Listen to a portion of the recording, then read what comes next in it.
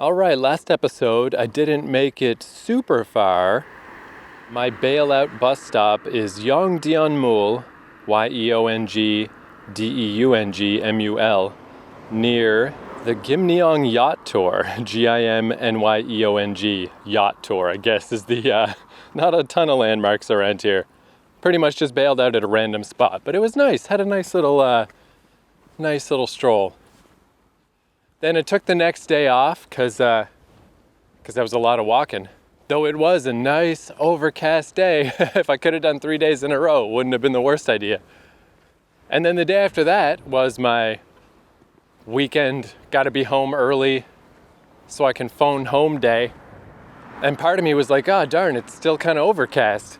I'm missing all my overcast days. But then it started raining and holy fuck, I don't know what's worse. Like when the sun is just straight up beating down on you, or when it's a rainy, humid day. It's just crazy. It really is not like weather. I mean, I don't know if you're from Florida or something, it's probably pretty normal. But for Canada, it's just very rarely, if ever, like this, where it's all wet and rainy and so humid that it's just like you're in a shower. Like a shower that's currently on all the time, all fucking day. I only did my normal little loop up around the waterfall uptown to grab some food.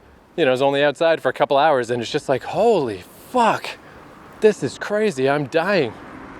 So it was technically cloudy, but I think actually that would have been a terrible day to go walking. So now back on the trail, the weather said it was supposed to be overcast all week and I was like, oh, that would be awesome. And it was this morning, but unfortunately, by the time I got my shit together and got outside, it was clearing up a lot. And this bus ride is getting crazy. I think it's got to be nearing 2 hours, maybe. I don't know. I didn't actually time it. But I did everything I could to distract myself and not pay attention and focus on something else. And I was like, all right, that feels like a pretty good chunk. Let me check my GPS. And I was like a third of the way. I was like, oh, fuck. Oh, shit. I wonder how strictly regimented the buses are, or how much individual style each bus driver is allowed to have. Because I did notice coming home the other day, the speed bumps were like excessive. It was like really, really fucking with my motion sickness. And I was thinking about this driver, like why? Why are you driving so fast? And then you still have to slow down at these many, like there's just like hundreds of speed bumps.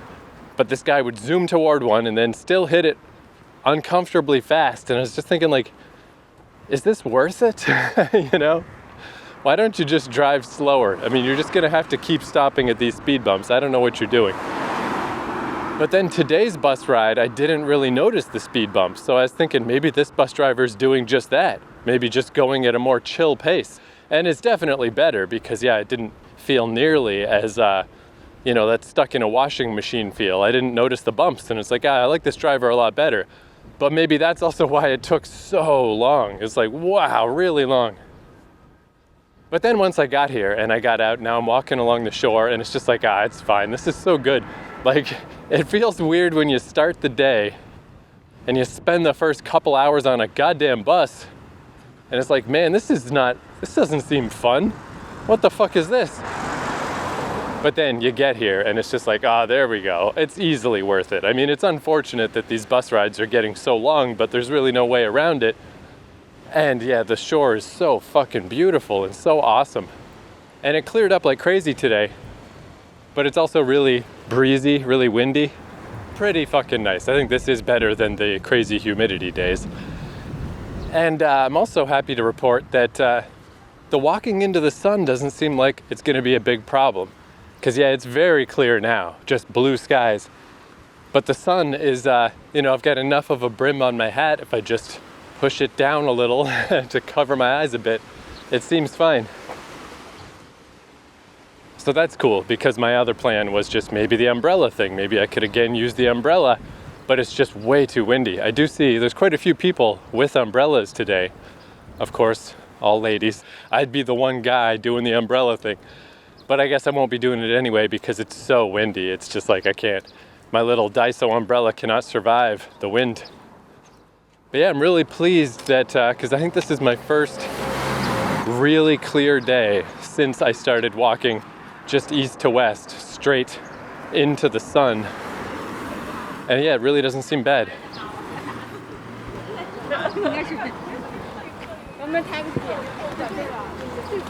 I guess it'll get worse as the day goes on. It's a little after 5 o'clock now. I was slow to get started, but 5 o'clock, Christ, yeah, it took me forever to get here. Now, there's a lot of people here. Even just the bus stop I passed has a lot of people, and I'm passing the London Bagel Museum. Huh. Apparently this is a pretty popular spot, the London Bagel Museum. But with the joy of what I'm doing, is I don't stop for nothing. Fuck you, London Bagel Museum. I'm walking right by. I wonder if it is an actual museum, or is it more just a place you can go buy a bagel? I'll look it up later. It's an interesting thing.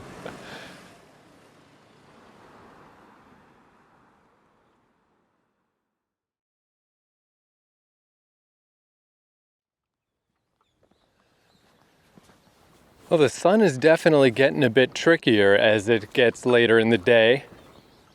I'm having to, I guess it's like I can't pull the brim of my hat as far down as I'd like to because I'm wearing glasses. My damn glasses are getting in the way. And this hat does have quite a small brim, probably smaller than a ball cap even. This hat has been great though during the winter because it's got these little clasps on the side that I guess you can use to, there's one on each side and I guess you can use it to loosen or tighten the size of the hat. I never touched them. It was super handy because you could hook the masks around these little clasps on the hat, get a little extra torque on the mask, get it a little closer to the face, but also not have it around your ears because my ears would hurt if I had to wear a mask a lot on them. So it's been a real handy hat, but ever since I got to Jeju, I've rarely used the pollution masks. I don't know, maybe twice? And again, it's not that the pollution's gone, but it's just not bad enough, just today actually, again, after the rain, it's so nice. It's in the green. It's like, that's nice. But it's been in the low orange. It's just kind of okay. It's not really worth, especially in the heat. Doing this hike with a mask on, I'll take a little bit of pollution. So, maybe I just need a new hat. Maybe this is the time I should keep my eyes peeled. Because the main function of this hat, which was just to hold a pollution mask, I just don't really need that right now. What I need is a longer brim on this hat. And I just passed somebody in a field doing some field work, and they had a wider brimmed circular hat, but that also had a cloth hanging around it to hang down around their shoulders and cover their neck. So, that's a little severe, but actually, technically, that is basically what I need. I probably should have that. I don't know. I'll keep my eyes peeled. We'll see. Because, I think this is not a big enough problem for me to completely change up the routine. I think I can just continue along, circling the island. But it is getting a little trickier, and especially when, if I get to a point where the sun is reflecting off of the water, that's rough. And man, obviously I gave a lot of shit to the Olle trail last episode, and I decided that the trail that takes you away from the coast, I've decided I'm good on that. I'm not going to do those ones. And in fact, when I started today, I did notice after a bit, I'm definitely not on the trail. There's no signs here. And it just kind of makes me wonder, I wonder where that ghost version of me, like the time trials in Mario Kart when they show the ghost version that's taking a different route. If there was a ghost version of me off on that other trail, where the heck is that guy? I can't even guess where it was taking someone off to, But that aspect aside, overall, the Olle Trail is super duper useful and awesome because any of the other parts, the parts near the shore, man, talk about useful. There's so many times just today, I've counted 5 already, where the obvious looking way to go is not where the arrow pointed. It's oh man, I would have gone there, I would have gone there, I would have gone there. Because this is a really complicated part of the shoreline where there's a lot of marinas and docks and lighthouses and fishing stuff. So I would have gone down to a dead end many times. And I got to assume eventually you'd just give up, right? You'd just be like, never mind this. Like, I guess I'll just walk on the main highway road because it's the only way to actually be sure that you can continue forward without just constant problems. So yeah, the trail overall, so useful, like so good, so cool that someone set this up. Because yeah, like that was, man, I'm looking back at it now. What a complicated tangle of stuff. I would have just kind of missed the whole thing. Like I would have just had to stay on the road. And then I'd only be by the shore, like in those points where the highway and the shore kind of go one to one, which happens sometimes, but not that often. I think you'd be missing out on a lot without those arrows. They are, overall, they are super handy. Because I was thinking about like in Toronto, I spent quite a bit of time walking along the shoreline, and like in downtown in that area, it's a huge pain in the butt. It's very hard to walk along the shore for any amount of time. And then as you get further out into Etobicoke, it gets a bit easier. And I remember looking on maps at the time and being like, here's like, I think it's Mississauga next, and you just keep going around the lake farther and farther and farther. And I had those thoughts, like, could I walk to like Windsor or something? Could I do that? And I bet technically you could, but I have a feeling it would be similar, where you just get stymied so many times and it would be so difficult and awkward that you'd just find a major road and walk on that. You'd be walking on like some kind of highway and it would suck. Because I really like this as a concept. It's so cool to see stuff ahead of you and be like, whoa, what's that? And now I'm kind of going up onto a more cliffy type area so I can look back behind me and just be like, oh yeah, there's all that stuff. Look at all that shit that I just walked past. I think I'm finally passing the windmills. I guess we'll see. There's still a bunch of them, but they seem mainly behind me, but maybe when I crest this hill, there'll be a bunch more. But yeah, this is so neat. This really is so much more directed than what I usually do, or I'm just finding mountains and hiking around it in general.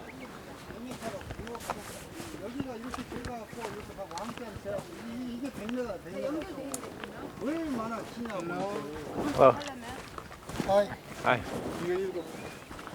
Should I go in here? Yeah. Is that good? Yeah, I guess I'll go explore. I'm gonna go check in this way. 진짜.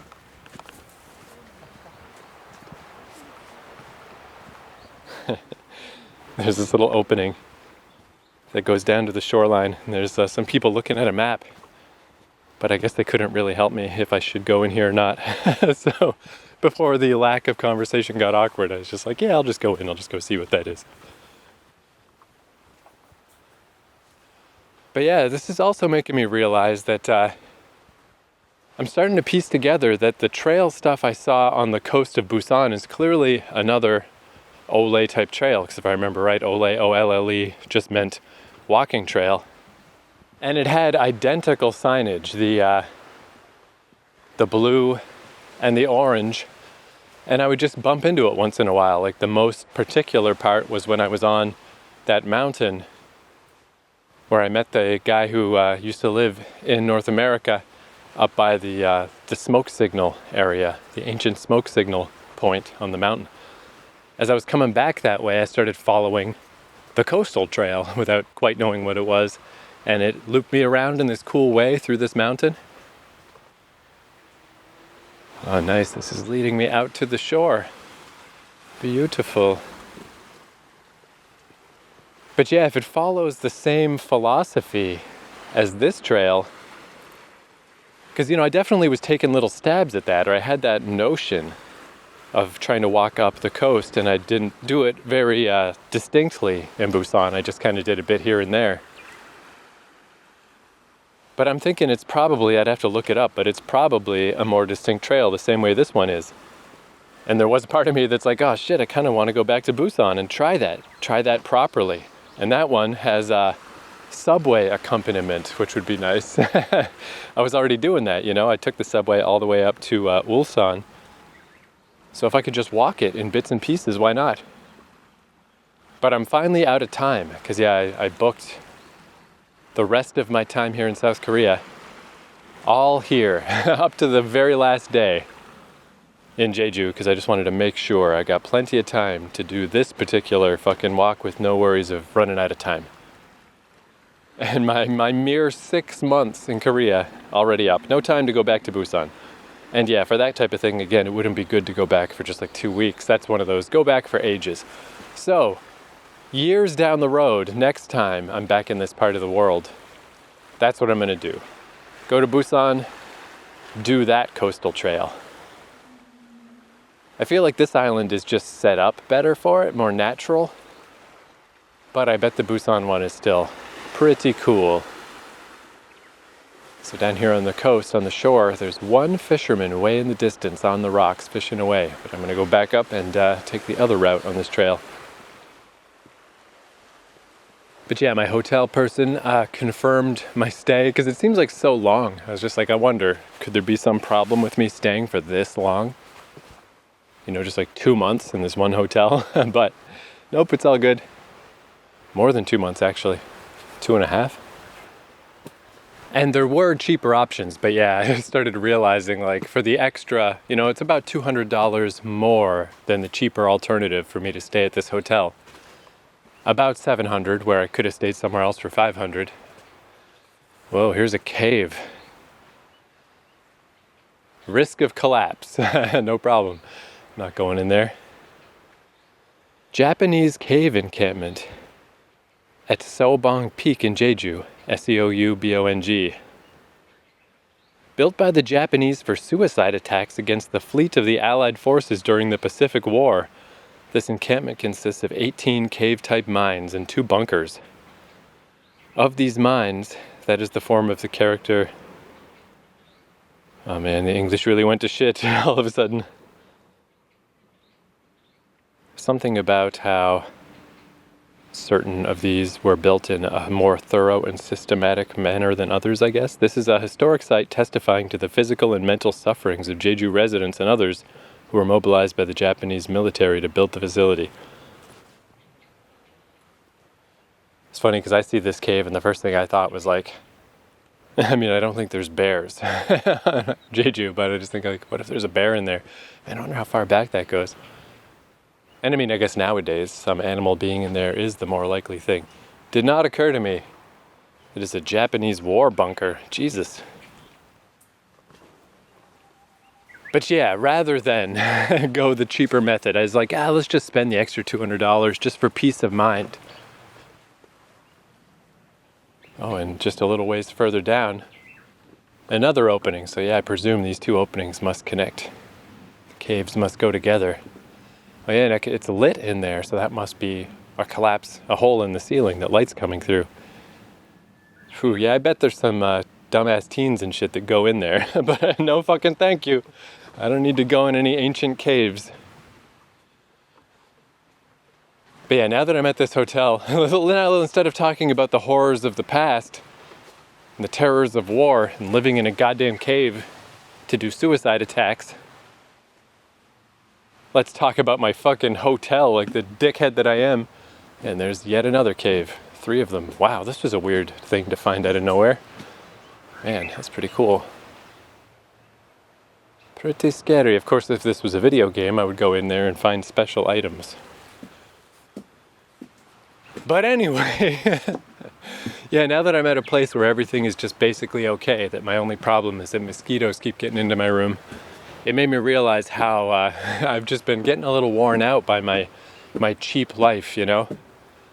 Where I still think it's generally the best plan if you're traveling for long amounts of time like I am. You know, just kind of swap what you would have paid for an apartment into a long-term place to stay in some other country. And then the prices are kind of comparable, you know, they're not that bad. But you got to go with whatever's cheap. And basically, I had those couple of times that I splurged. Naka-Itabashi was pretty nice. Fukuoka was pretty nice. Because they were proper apartments. You know, everywhere else in Japan, something difficult or weird or strange happened. And then here in South Korea, that first share house, surprisingly good. That first day, I did actually like that one. But then I moved to even just a different room in that same complex, and that's when I had all the problems with the heat. That was downright miserable. Busan wasn't the worst, but even just that constant mildewy, musty smell was getting to me. So the fact that I'm just here and everything's fine, and I just know everything is okay. Even if I went to another hotel in the same neighborhood and it cost less, who knows what I'm walking into? I guess that's the thing. I'll be back to that soon enough. If I go to Taiwan next, who knows what's gonna happen? I'll try to find somewhere cheap, who knows how it'll go. For now, I'd rather just not have another, because you know, it's so exciting to go to a new neighborhood and see a new place in a new part of the world. Not necessarily that exciting to go to a new Airbnb when you're just trying to get a cheap place, because chances are something weird's gonna happen. Oh, here's another cave, but this one has like a gated entrance. Speaking of Dark Souls 2, there's like this wall here with these holes that kind of look like a socket for a plug, except really large, but they also kind of look like the keystones in Dark Souls 2 that you insert stuff into. I'm really starting to wonder if the team who made Dark Souls 2 came to Jeju. It's starting to get like there's a lot of stuff that looks a lot like Jeju stuff in that game. And yet another one. Yeah, there's a whole bunch of these. Wow. Glad I went down this little, geez, I'm actually kind of glad I bumped into those people up by the map. Maybe I would have gone down this little path, but it's a little easy to miss. I didn't necessarily see it right off, not till I stopped to say hello, or because the guy said hello to me. Then I saw the little path and it seemed like a great escape. I was like, hey, before this gets awkward, it's nice to say hello, but hey, let's not pretend that I can talk to you. So, oh, well, look at that, a little trail. Hey, that's what I was looking for. I'll go down the little trail. And it worked out really well. So yeah, I definitely recommend this. Seoubong Peak, Seoubong Peak. Tunnel fortifications of Imperial Japan on Seoubong Peak. National Registered Cultural Heritage. Definitely worth coming to see. This is cool. And this one also has, maybe they all had more proper entryways and walls and they just aren't there anymore. But this one also has just a little door in the cave.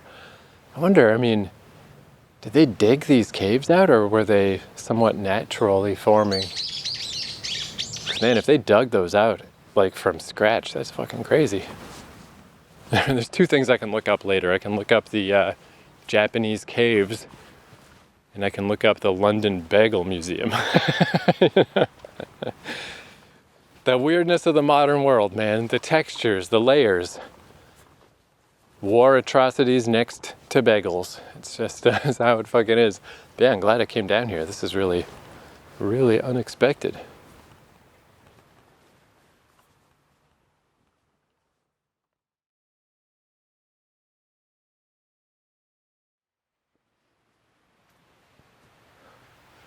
Well, that got a little weird and uncomfortable. Again, I feel extra stupid complaining about anything after I see Japanese war caves. However, I will. I don't know if there was a way up and out of here that I missed, or if I was just intended to go back. Hi. Yeah, this is blocked off, but you can that way goes out. So. I don't super recommend that. It's I mean it's okay, but I was like suddenly I was on a cliffside with nothing. And yeah, and imagine that's what the no sign meant. Yeah, on the other side I did not see that or a way out. I don't know. You went out like the other way on the right? From around, yeah. I don't know, maybe I was just supposed to go back. Anyway. Yeah, I just saw people going this way, so I was like, okay, this must be the way to walk. So I guess you went in reverse. But however, when you get over there, it's worth getting to because there's these like Japanese caves from back in the war. They made the Jeju people dig these caves, and it's like military based stuff. It's really cool to see. Yeah, I saw in the translation it said something about caves. That's why I just walked this way. But so I mean, you could do it, but I wouldn't. It's not great. It's probably better to go up and around. It's probably the hardest walk through this way. Yeah, it's just like a little eerie because it's like you're literally on a cliffside and there's just nothing. You don't know where you're gonna fall off on the side here. Yeah, and there is a path, but it's like overgrown. Yeah, it's a little overgrown that way too, but not as bad as that. And I was like, I guess I just went. I was like, I guess my journey ends here. So. Yeah, that's funny. Maybe English, and I was like, huh? Yeah, so I'm recording a podcast, is why I'm talking to myself. Oh, yeah, I thought you were on the phone with somebody. Yeah. All right. I didn't expect to bump into anybody. No, yeah, I was like, I hope that guy's okay. He should be sane. He's been lost in the caves forever. Yeah, I was literally just pulling out this recorder just because I've just been updating about, here's what I'm doing today. And just in case you fall off the cliff, your last recording. Yeah, like because I just recorded a thing about these cool caves. I just wanted to add a bit of like, this has gotten extremely uncomfortable. Like, don't walk this way. What's your podcast about? It's just about traveling. Oh, okay. It's called Roaming Holiday. Oh, okay. What was the surface about? Yeah. Hidden caves. Yeah, no, I just decided after COVID, since I hadn't been traveling that whole time, I was just like, so I think that's a lot of us. Yeah, and I went back to Japan first, and I was like, I should just record while I'm in Japan. Yeah. But then my Japan time ran out, so now I'm here. And Let's just teleport right to Jeju Island. So I mean, I've got like 20 listeners or something. It's like just brand new and going nowhere, but it's just fun to do. It's fun to do. Yeah. You gotta do what you gotta do. Yeah, I shoot all the time, even though technically I'm professional. It doesn't mean I got a lot of viewers either. Yeah, that's myself. But that's something I thought might be kind of neat. Is obviously to be better to have video and stuff. Mm-hmm. But I was like, I don't know that anybody really does just audio. But it feels weird too at the same time because it's like I'm just describing stuff. It's like this seems so dumb. Why don't I just film people read books, don't they? They listen to audiobooks where they describe the scenery. What's the difference? Just and I figure out like a lot of this stuff. If people want to see it, they can like look it up, and a lot of it is there. So I think I'm gonna do what you did, but without my actual body, and fly this around the corner. Oh, you have like a drone? Yeah. Oh, that's fucking rad. It's allowed in some areas, but it wasn't allowed at the beach, so I climbed it.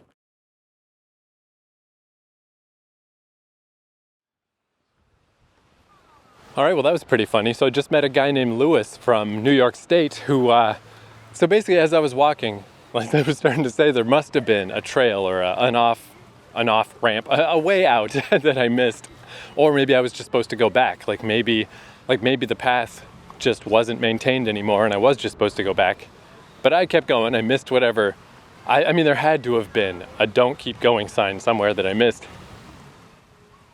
Because I was suddenly walking along this really narrow path, like right by the edge of a really steep fucking cliff. And it was really overgrown. It was a distinct path, but it was really overgrown. And it was like a fairly long ways that I was going. And it's like, this is eerie as hell. Like if I fall off this thing, I'm in big trouble. I'd be really, really hurt. So I was pulling out my recorder to just yammer about that. Now let's switch focus to Lewis. Imagine from his perspective, he came from the other direction and he got to a point where there was a distinct like end of the trail. Like it was blocked off, don't go here.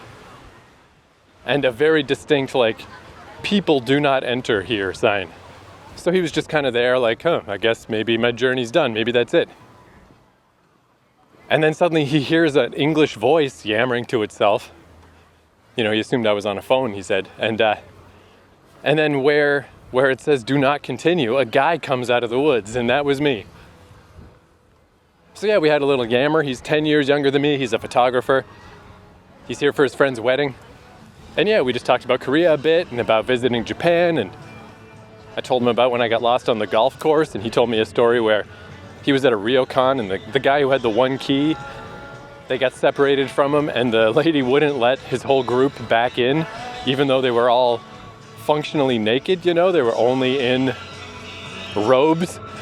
But rules are rules, and if you didn't have the key, you weren't allowed in, so you had to go out into the woods at night and try to find this guy. I was like, wow, that's way worse than what happened to me. But anyway, we had a delightful little time. Oh, and he had a drone. So, I've said like, hey, wouldn't it be neat if I actually did video on this podcast once in a while? Maybe someday. But I've always been curious about that kind of stuff, and I've never really gotten to mess with a drone up close. So he fired up his drone, and we flew it out around the corner, and he got to like see the path I was just on. He's like, that was it? That was the path? Like, that's nothing. That's just a weird little creepy path on the side of the cliff. And I was like, I know. I shouldn't have been there. That was a big mistake. Wow, this music's really loud on this beach that I'm on.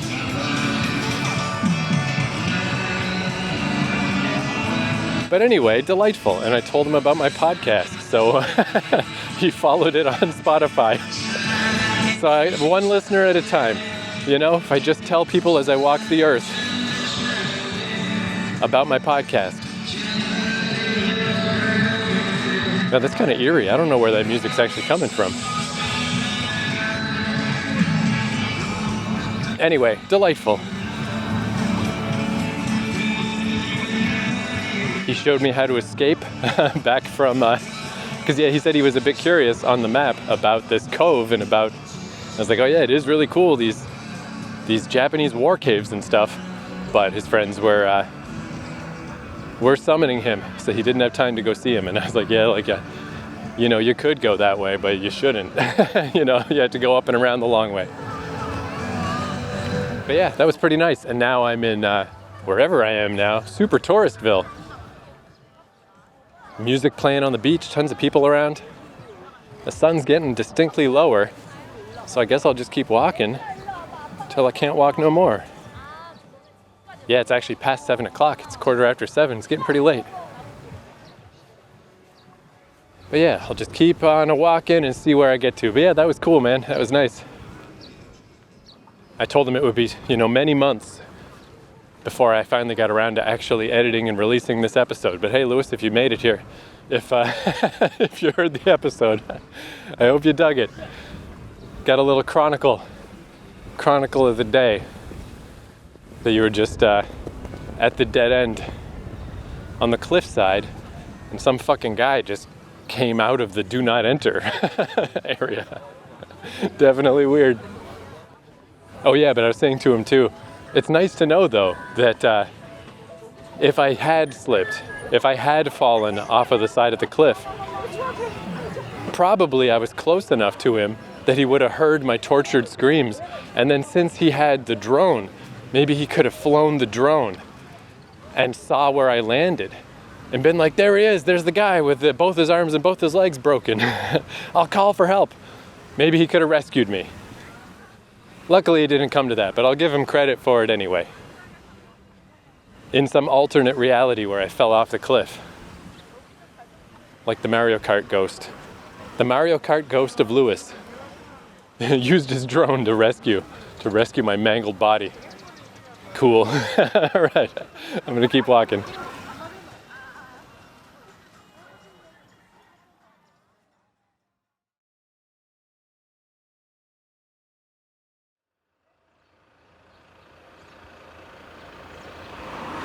All right, I think where I am is called Hamdeok, Hamdeok.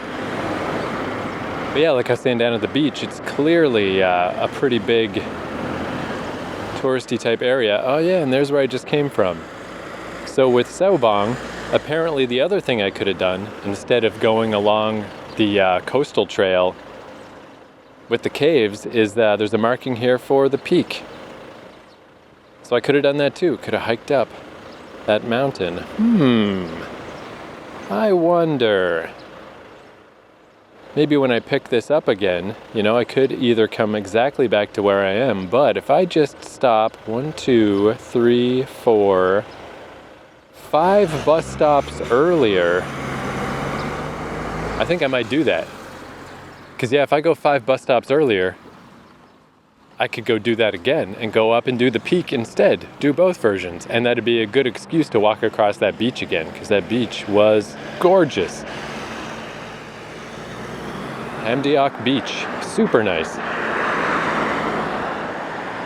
However, yeah, so the sun's going down, and it's always good good opportunity to catch a bus back when I'm at a more populated area. But this one's so especially populated. That, you know, I'm getting closer and closer to Jeju City. This is definitely the most populated place I think I've been.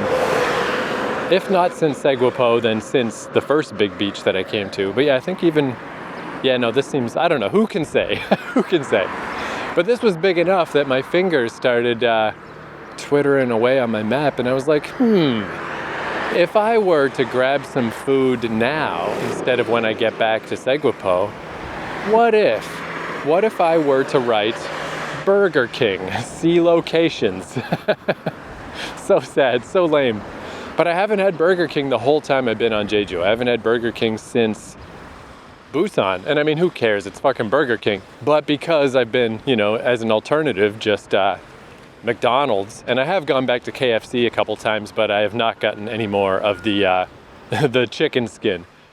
But I was like, yeah, fuck it. Let's keep being the lowbrow, living the lowbrow life. I'm going to switch it up because I do like Burger King better in South Korea than the other fast food. But I mean, it's not like a lot better, but it's a little better. So fuck it, dude. Here it is. I took a little walk.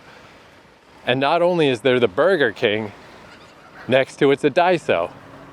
And I don't think I ever mentioned, but I have two phones. I got like the good phone, and I got a super crap phone, that one of those like brand new, costs $100 Canadian, terrible phones that I just use for playing podcasts and music.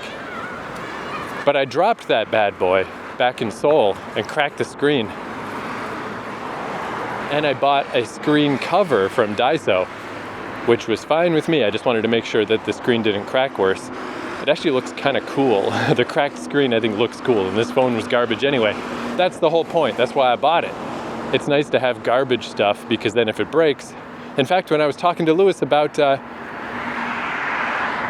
drones, his was a $500 drone, which he was saying, you know, it's all relative, but, you know, mid-level, a very good drone, but not crazy expensive. But he was saying if I wanted to mess around with one, you can get little like toy ones for like $100. There's a lot too that goes into drones I had no idea about. You need to get like a little permits and stuff, and like, you know, little flight permits to show that you know what you're doing. It's like, wow, I had no idea that it was also elaborate. But anyway, the little phone covering is starting to wear off on this phone. They only cost like $2 or $3, but I keep forgetting whenever I go to Daiso to get one. So this is perfect. Gonna go to Burger King, gonna see what the latest special is, which, let's see.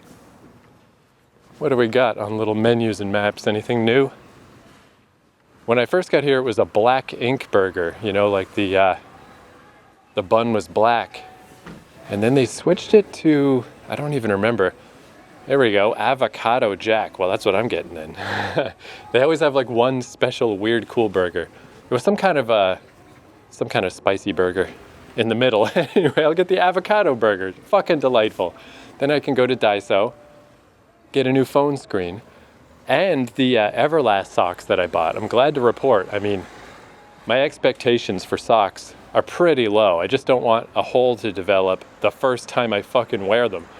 These Everlast socks I bought, I've had, you know, 2 or 3 runs with them, and none of them have holes yet. Pretty good. So maybe I'll buy some socks. So exciting. Burger King, phone screen, socks. This is going to be quite the evening. Then a super long bus ride back home. But yeah, I think that's what I'm going to do next time. Next episode, join me where I do this route, the end of this route again. Because yeah, I'm going to go up to the peak of that mountain rather than on the coastline. But that was cool, man. Fun little adventure. Walking into the sun's not that bad. Met a guy, have a new Instagram friend. Oh, do you remember, anyone who's been listening to this the whole time, from way back at the start of this podcast when I was in Montreal, there was a guy from India named Ranjit who I helped because he got locked out of his Airbnb room. I say I helped. I didn't really help at all. I just gave him company, I guess, just so he wasn't alone on his trying day. But then we hung out a bit while we were both in Montreal.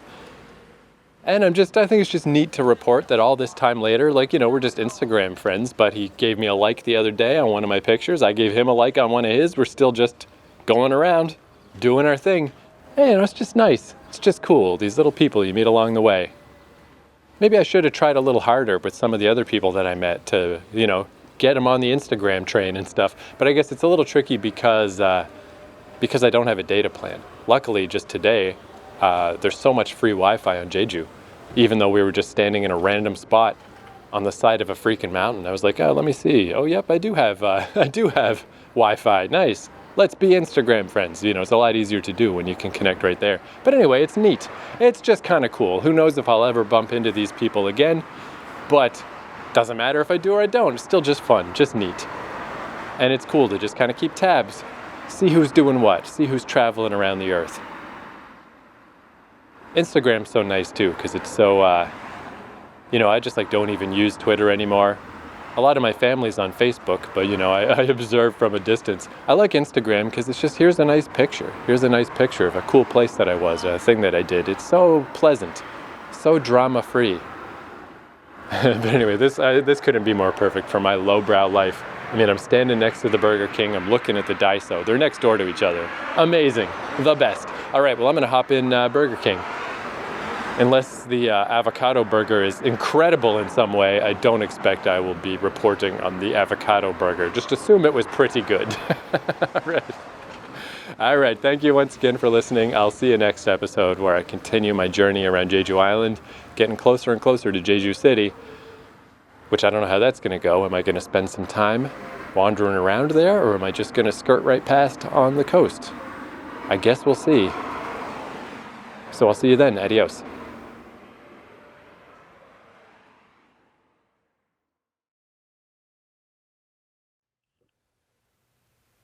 All right, well, that's the nice logical end to the episode. What a nice little episode. Just nice little, although, geez, I read more about the war caves. Maybe I shouldn't say nice little episode, because it's, the stories of, it's not just Japanese invaders that did atrocities here. It's also the Korean government, I guess specifically when the South and the North were splitting. So there was a lot of concern about communism and stuff. And that's where, when I would see stuff earlier about signs and things, what I wasn't understanding, I guess, is the numbers seemed so radically different. I would see just these huge numbers and then specific signs at different places where it's still, terrible. But, 200 people is not the same as 30,000 people. So yeah, it's that the smaller numbers are specific incidents, and the 30,000 number is unfortunately seems pretty accurate. Pretty horrifying stuff when you read about it. That was also kind of being suppressed by the Korean government because it had so much culpability in this stuff. So apparently they've only really been open about stuff like these Japanese war caves and these different memorials and stuff that pop up around the island. I mean, I think it's only been since around the turn of the century. Or later even. It is still just one of these things that a lot of people just don't want to talk about. But yeah, there's a lot of bad stuff that happened here on Jeju. Again, pretty much outside the purview of my dumb podcast. But if you're ever curious, I would say just the information's out there. But it is surprisingly not out there. It is kind of a little bit of digging you got to do. Which is kind of, obviously I'm not a good researcher, but it's a little bit evident even just in this podcast that I had such a hard time figuring out what the situation had been here. And it's only finally starting to become clear, Definitely it's one of these cases where, it was always like this though. It's really interesting when you read about World War II. Like we take that for granted. The Nazi atrocities obviously against many types of people, but we'll just say the Jewish people to keep it streamlined. We just take it for granted that everybody knows about that's all common knowledge. But I was researching, there's the graphic novel Mouse that won a Pulitzer Prize. It's really good, and it's about this guy, Art Spiegelman. His dad survived a camp in World War II, and just the strange relationship he had with his dad after that. His dad was never a normal person after that. And I was reading about that, and Spiegelman was talking about how as far in as the 70s, it wasn't always easy to find information about concentration camps and about World War II. They really had to push this information to make it known to the world, to really this happened. So that's an interesting example because that's a well-known atrocity, but there's so many things that have happened throughout history that don't have that spotlight on them, that are not as well known. And even in the case of World War II, it wasn't easy. It didn't happen overnight. It took decades for this to be known. So anyway, it seems like Jeju is in a similar position now. It's like the early days of being able to discuss things that happened here. And they're still concerned, if a more conservative government comes in on the mainland, it could start getting suppressed again. But anyway, at least I learned a little bit of something. I'm not just fully ignorant about the caves. But yeah, so that's the episode about the caves and meeting a guy with a drone and, all that stuff. This episode, though, it goes on because I had an unexpected adventure after this where I learned the hard way that the buses stop very early. It's just, let's go from the serious topic back to my stupid life. The buses stop very early, and I didn't realize that, so I got stranded far from home, and I had a whole second adventure of figuring out how to get home in the night. So this episode, it went on and on and on so long that the batteries died on my recorder. It's like, that's never happened before. So I'm going to split this one into two. That's the ending I intended for the episode. Ooh, look at me, I'm in Burger King, yay. But then a whole bunch of other stuff happened that night. So I'm going to make that the next episode. Please join me then to hear about that, and thank you very much for listening.